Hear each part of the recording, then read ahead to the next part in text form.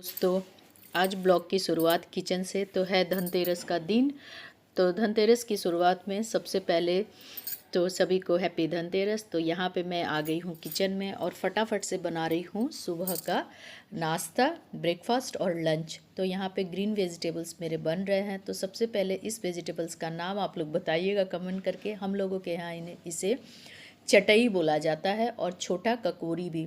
और ये फ़ायदेमंद, कोलेस्ट्रॉल वगैरह बीपी में भी बहुत फ़ायदेमंद होती है ये सब्जियां। और साथ साथ यहाँ पे आप दूसरे कढ़ाई में देख रहे होंगे भिंडी की सब्ज़ी। तो यहाँ पे सिंपल सी भिंडी की सब्ज़ी बना रही हूँ, साथ साथ चटई की भी सब्ज़ी बन रही है, दोनों सब्ज़ी एक साथ, क्योंकि हस्बैंड जी को जाने हैं ऑफिस और थोड़ी सी मुझे करनी है किचन की साफ़ सफाई, डीप क्लीनिंग। तो यहाँ पे मैंने दी है चटई में हल्दी, उसके बाद मिर्च का पाउडर, जो बेसिक सा मसाला होता है तो वही यहाँ पे मैं यूज़ कर रही हूँ, हल्दी मिर्च का पाउडर। उसके साथ साथ यहाँ पे नमक स्वाद के अनुसार। कभी मेरे तरीके से इस तरह से चटई की सब्ज़ी बना के देखिएगा।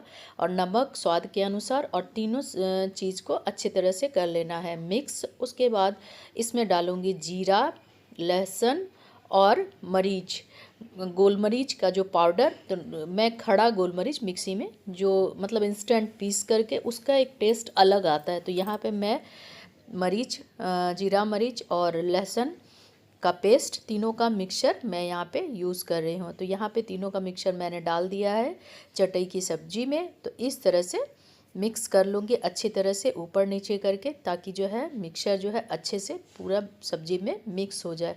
उसके बाद यहाँ पे भिंडी भी बन रही है साथ साथ। और दीपावली का टाइम है तो सब लोगों के घर में कुछ ना कुछ नया काम। तो सबसे पहले जो होती है किचन में लंच और ब्रेकफास्ट की बारी, तो सबसे पहले सब कुछ बनाकर रेडी कर दे रही हूँ ताकि काम आसान हो जाए। उसके बाद यहाँ पे मैंने डाल दी भिंडी वाली प्याज।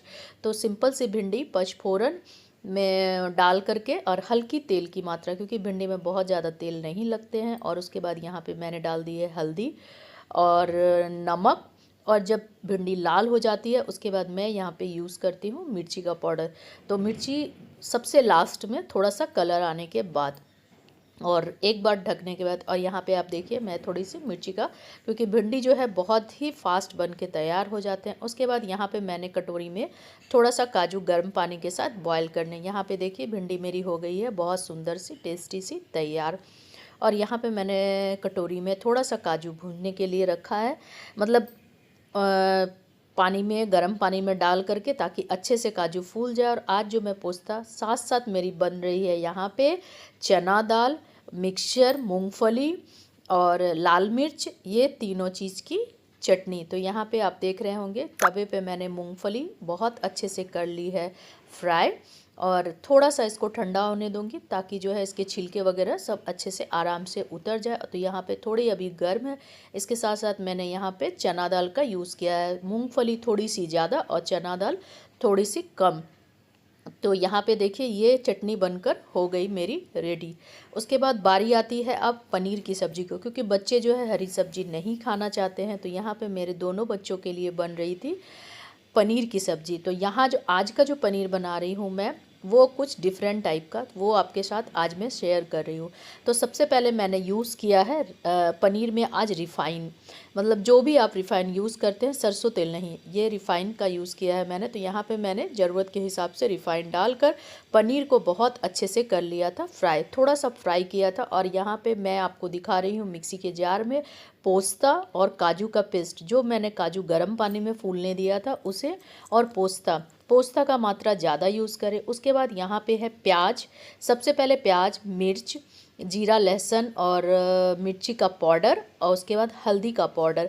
तो यहाँ पे चारों मसाले हैं। तो प्याज को आप थोड़ा देख रहे होंगे लाल लाल, तो ये प्याज मैंने सबसे पहले क्या किया था, तेल में थोड़ा सा फ्राई करके निकाल ली थी, मतलब थोड़ा सुनहरा होने तक उसको फ्राई करना है। और अच्छी तरह से जब मिक्सचर प्याज जो है फ्राई हो जाए बहुत अच्छे से, उसके बाद मैंने यहाँ पे मिक्सी में उसे पेस्ट उनका तैयार कर लिया। तो इस तरह से भी कभी मिक्स, आपने 2-3 ब्लॉग में मेरा देखा होगा, पनीर की सब्ज़ी मैं अलग अलग तरीके से बनाती हूँ। तो यहाँ पे मैंने प्याज को बहुत अच्छे से फ्राई किया। उसके बाद थोड़ा सा ठंडा हो जाने के बाद मिक्सी के जार में इसे पीस कर अच्छा सा पेस्ट बना लिया। बहुत ज़्यादा मतलब एकदम पानी वानी कुछ नहीं डालना है, सूखा करके आपको पीस लेना है। उसके बाद यहाँ पे रिफाइन में प्याज डाल दी। उसके बाद बारी आती है थोड़ी सी हल्दी की। उसके बाद जितने भी मसाले मैंने यूज़ किए थे, हल्दी, मिर्च, जीरा, मरीच और लहसुन का पेस्ट। अदरक इसमें यूज़ नहीं करी, अदरक मैं नहीं खाती हूँ, और अगर आप चाहे तो डाल सकते हैं अपने स्वाद के अनुसार, या फिर जिन लोगों को पसंद है। मैं यहाँ पे अदरक का यूज़ नहीं कर रही हूँ। और सब मसालों को बहुत अच्छे से मैंने कर लिया है फ्राई। उसके बाद थोड़ा सा मसाले जले नहीं, तो यहाँ पे मैं यूज़ कर रही हूँ थोड़ा सा पानी, हल्का हल्का पानी दे करके मसाले को ऊपर नीचे कर करके इसको करना है पेस्ट को तैयार। तो यहाँ पे देखिएगा कलर बहुत प्यारा सा आया है, और इस तरह से मैं इसको बार बार ऊपर नीचे करके, क्योंकि तले से लगे नहीं और अच्छे से फ्राई भी हो जाए।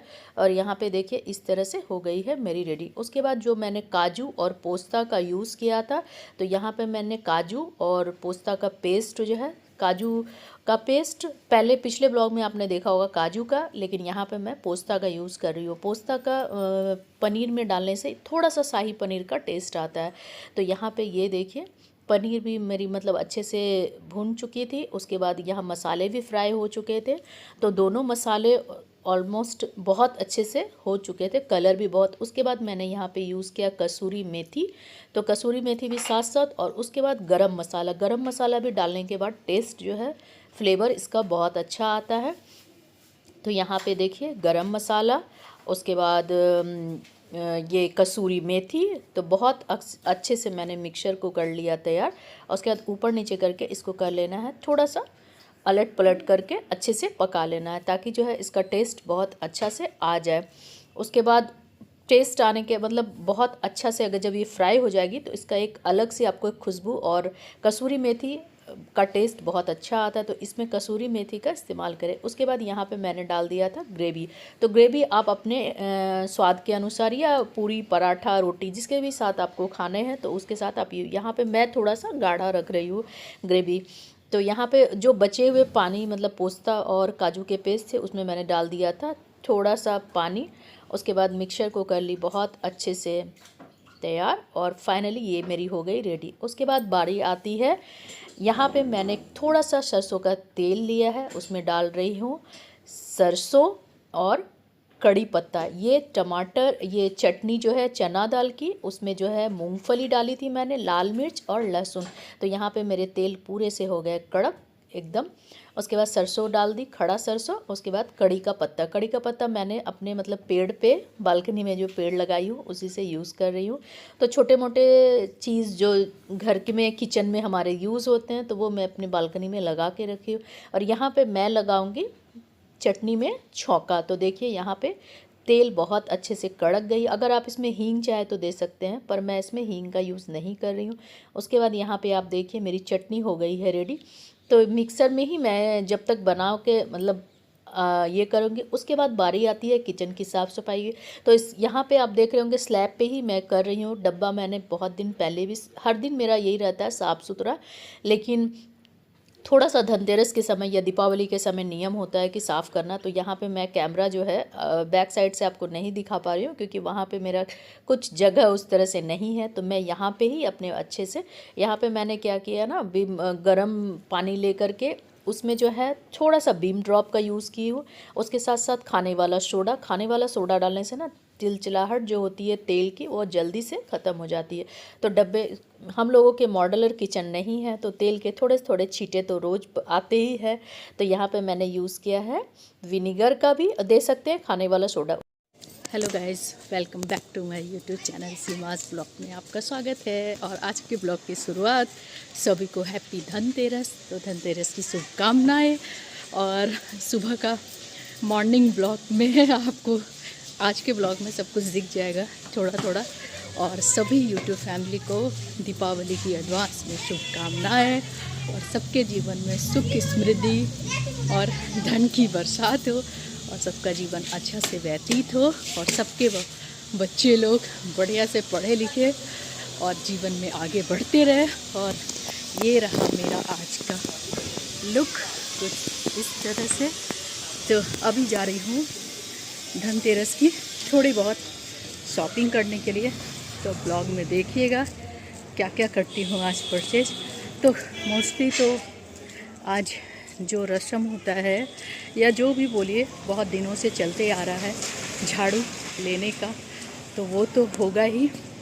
उसके साथ साथ और कुछ कुछ सामान जो लेना है तो वो देखती हूँ क्या क्या परचेज करती हूँ।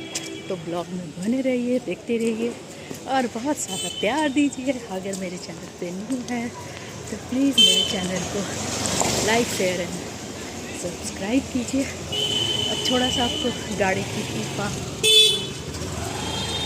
सुनाई पड़ रही होगी क्योंकि आ गई हूँ अब अपने गली के मेन रोड पे।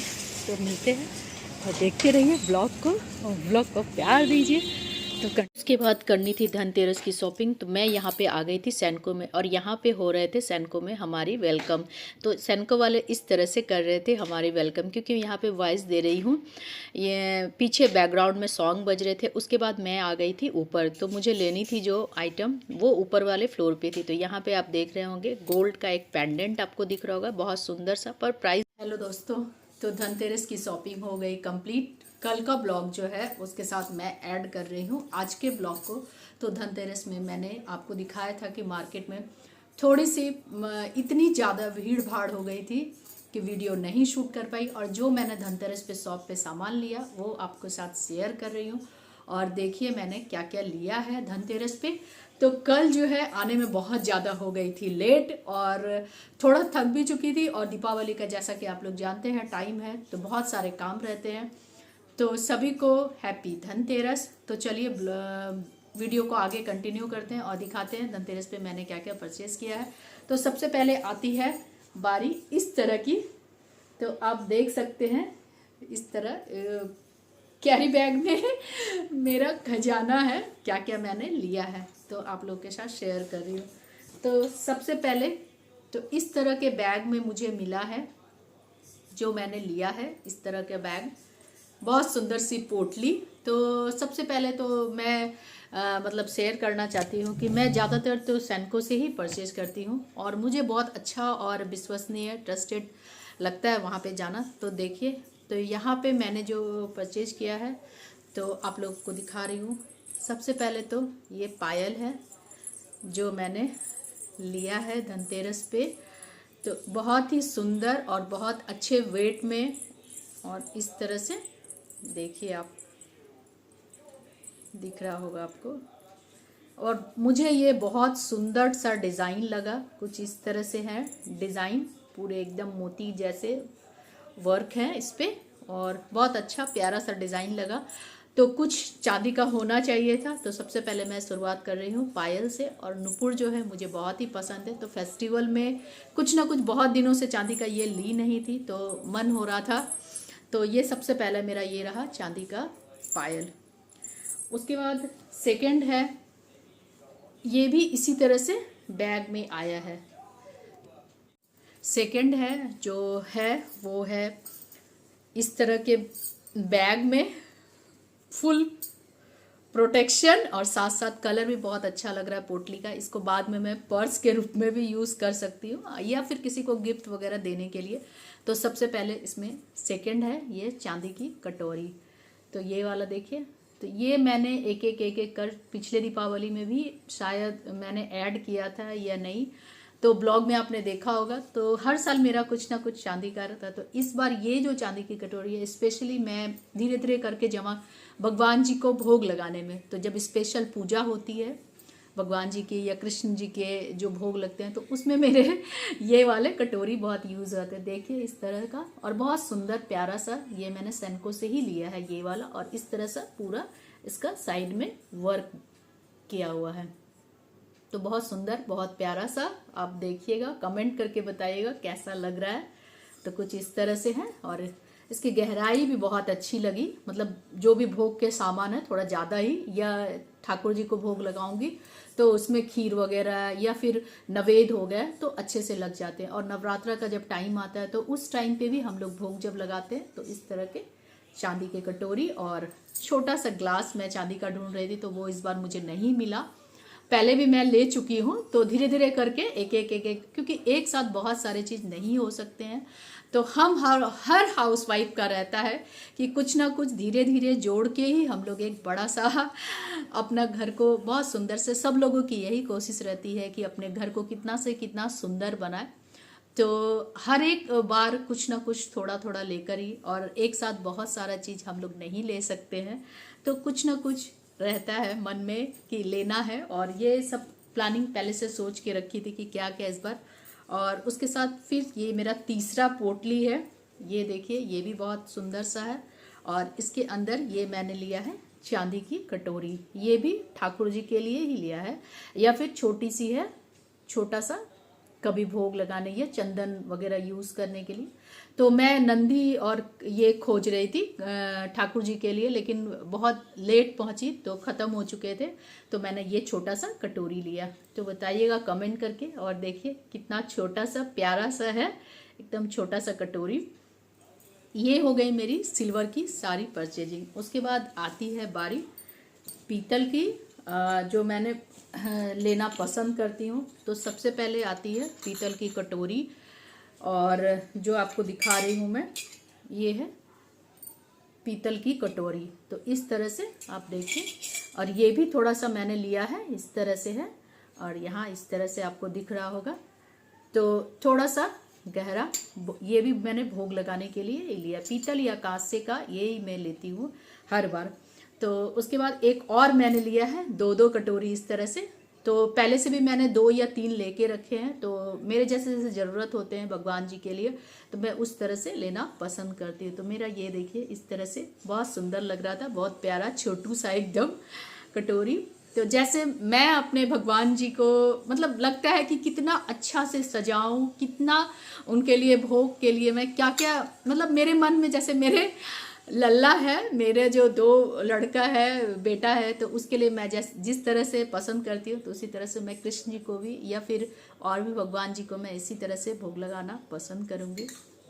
उसके बाद बारी आती है पीतल की इस तरह से कटोरी। तो देखिए इस तरह का वर्क है इसमें दिया हुआ, तो ये इस तरह से वर्क है और इस तरह से, और ये भी मैंने उसी से लिया है। तो पीतल की जहाँ पे बर्तन मैं लेती हूँ हमेशा उसी दुकान में। उसके बाद ये है ग्लास, ये भी और पहले से मेरे पास 2-3 थे, तो मैं एक अभी फ़िलहाल ले ली कि धीरे धीरे करके लेंगी। तो ये देखिए कितना अच्छा छोटा सा, इसमें मैं जल भर करके भगवान जी को देती हूँ। उसके बाद बारी आती है दीपक की। तो दीपक तो बनती है, दीपावली का दिन है, तो ये देखिए एकदम अखंड ज्योति छोटा सा, और इस तरह से। तो कभी तुलसी जी में दीपक दिखाने के लिए छोटा सा ज़रूरत होता है कि छोटा सा दीपक का यूज़ करूं। और ऐसे तो मैं जब भी कहीं भी टूर पे जाती हूँ, चाहे कहीं जाती हूँ, तो मैं पूजा का सामान ज़रूर खरीदती हूँ, तो उसमें मेरा ये इंक्लूड। तो कमेंट करके बताइएगा कैसा लगा ये मेरा धनतेरस का इतना पीतल का ये वाला सेट। बड़ा प्यारा सा सेट है, और भगवान जी के लिए जितना करूँ कम है। बस यही कामना है कि सबके जीवन में इसी तरह से धनतेरस की आप लोगों को शुभकामनाएं, और सबके जीवन में इसी तरह से धन, वैभव, लक्ष्मी, समृद्धि सब कुछ आप लोगों को मिले, और बहुत अच्छे से आप लोगों का जीवन व्यतीत हो, और सबको जीवन की खुशियां और सुख शांति मिले, और जीवन जो है इसी तरह से आगे चलते रहे, बढ़ते रहे। और सभी को मेरी तरफ से हैप्पी धनतेरस और एडवांस में हैप्पी दीपावली। तो अभी फेस्टिवल का समय है, तो आगे ब्लॉग में बने रहिए, देखते रहिए, और बहुत सारा प्यार दीजिए। और बहुत सारे वीडियो जल्द जल्द आने वाले हैं, तो ये वीडियो को, तो अगर मेरे चैनल पे न्यू है तो प्लीज़ मेरे चैनल को लाइक, शेयर एंड सब्सक्राइब कीजिएगा, और बेल आइकन दबा के रखिएगा, ताकि जो है मेरे अगर वीडियो अपलोड होंगे तो वो आपको पहले पहुंच जाएंगे। तो फिर मिलते हैं अगले ब्लॉग में, तब तक के लिए नमस्कार, बाय बाय।